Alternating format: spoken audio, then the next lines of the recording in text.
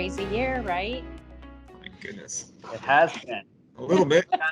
Could you ever have anticipated being in your, I don't know what that is, whether that's your wood covered basement or, could you have anticipated that being your work environment?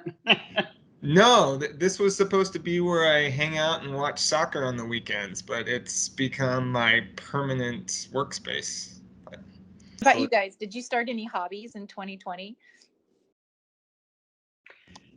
Well, I certainly started a few. I have more houseplants than I think I ever had. We can see one of them here in the background, right? So I definitely kept with that trend. I think like a lot of other people did the whole hiking thing a lot during lockdown, and did come to the conclusion that Colorado hiking trails are one of my favorites. But probably my big thing was taking up of a bunch of sports. It's amazing what you can do when you're not on a plane every other day of the week. Right. I feel you on that one. Sports for sure. What else have you taken up, Scott? I've just been trying to run a lot more. Usually I run at least a half marathon every year. Wow. And so just, of course, those all got canceled. So I've just been running a couple times a week. Not as much as I'd like to. I have a 18-month-old, 19-month-old now daughter. So spending a lot of time with her, that's certainly been my major hobby this year. Counts. I think that counts. It's been wonderful. Well, I took up tennis in July, so Nice. I could bore you with lots and lots of stories, but it's interesting because I'm not a sports person other than watching, not really participating, but I'm definitely addicted now and love it. But it's been a great sport because it's outside, and now it's in a filtered dome, so it's still incredibly safe.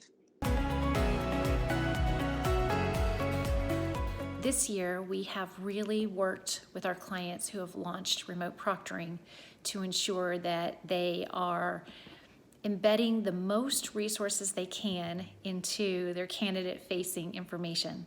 For instance, having a candidate experience video on their website, linking to the system compatibility checker, collaborating on email blasts to candidates for brand new programs using this modality. All of those things have been on the table and really allowed for us to come up with some amazing best practices that we definitely are going to be using for all other programs that onboard. So 2020 has clearly been the year of virtual meetings, and from about mid-March onward, all of our in-person client meetings have moved to video conference. For clients who are used to in-person meetings, there was a lot more uncertainty about how successful the meetings would be and whether the exam quality would suffer. In general, however, I think the virtual meetings went smoothly and were as productive as face-to-face meetings. Probably the greatest concern we heard from clients was in regards to subject matter expert engagement.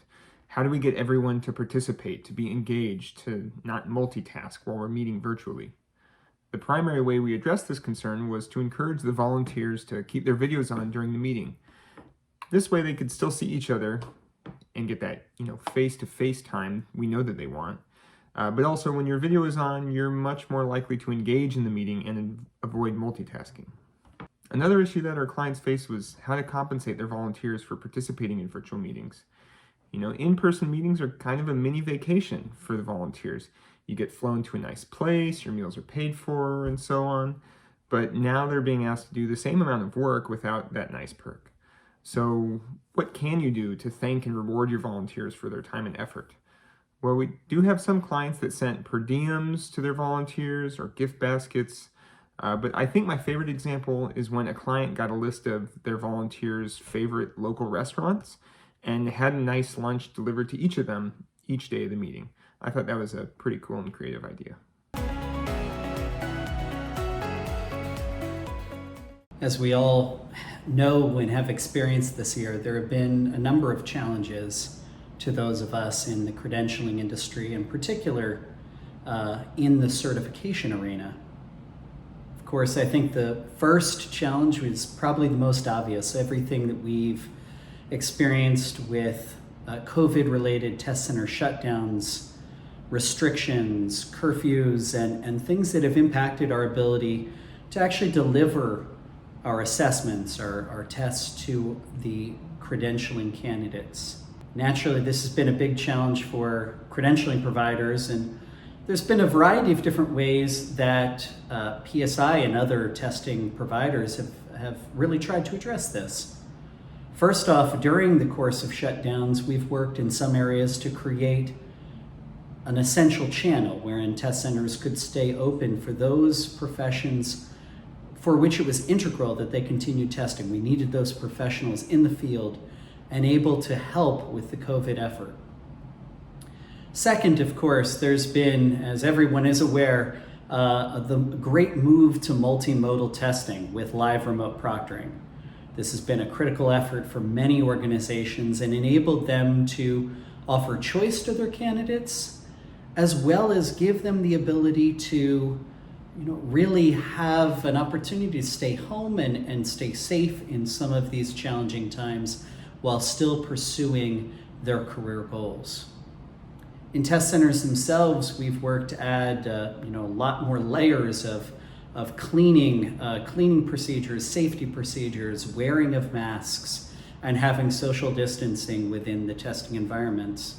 And then finally, offering candidates a lot more flexibility with rescheduling their appointments when they've encountered health difficulties. The second challenge this year, I think, is the skills gap that existed before COVID happened, however, has been exacerbated by the unemployment created through COVID-19, as well as some of the disparities that existed beforehand, and this has exacerbated. Certainly, a number of organizations within our client base have invested in initiatives to address this through skilling the workforce and enabling individuals to find new opportunities.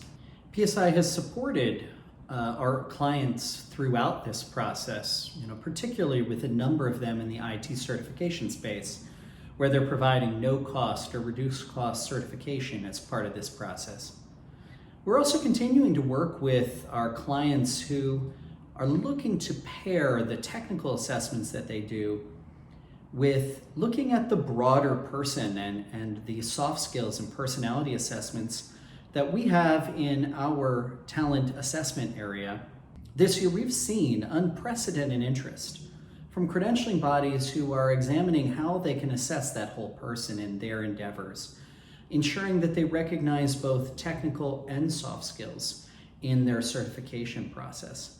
And this has been really exciting as it goes so hand in hand with the skills gap initiatives that exist in so many areas of government, associations, as well as for-profit corporations who are looking to close these gaps.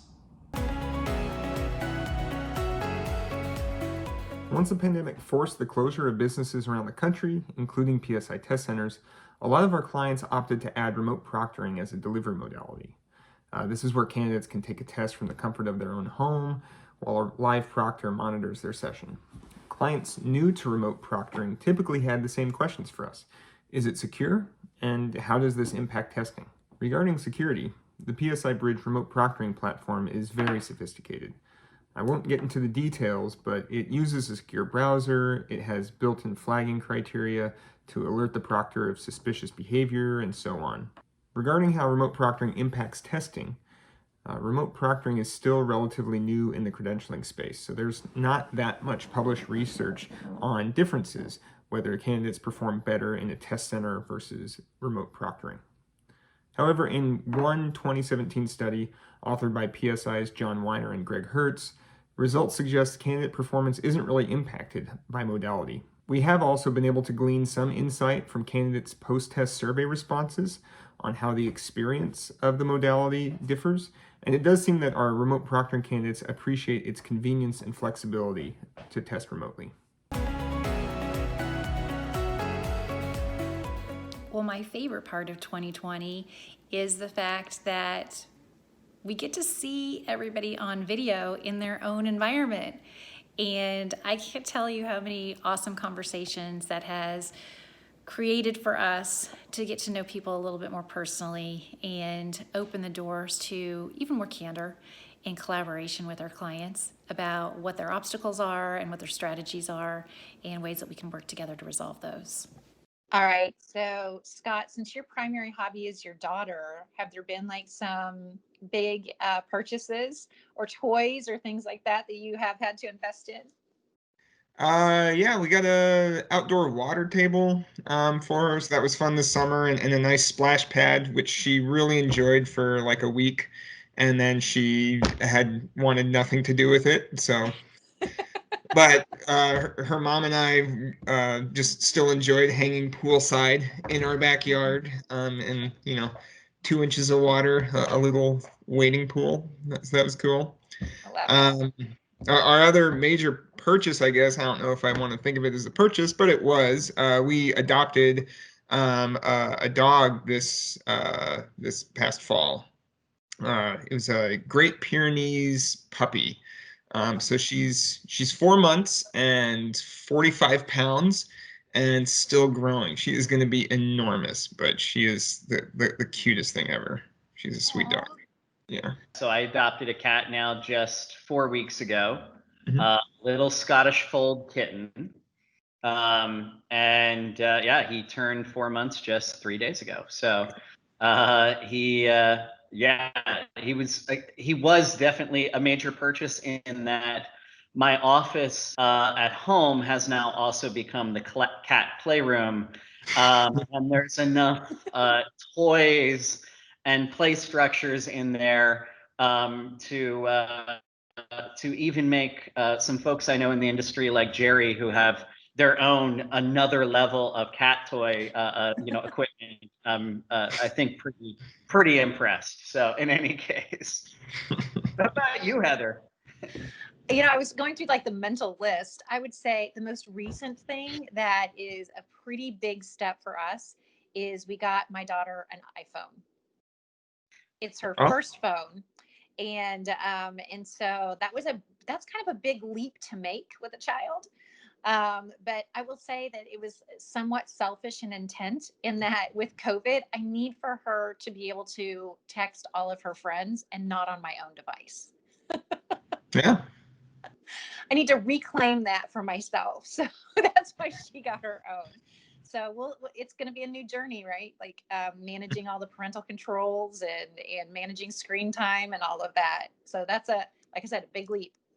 You guys enjoy your pets, and I'll enjoy the technology piece. I have a feeling that yours will be easier than mine. I don't know about all that. Great Pyrenees. I don't Oh, know. that's true. I haven't She gets tried the to full walk my size. dog yet. Yeah. She is very strong and very strong-willed as well. So we kind of just go where she wants to go. Oh, so like father, like dog is what I'm hearing. Exactly.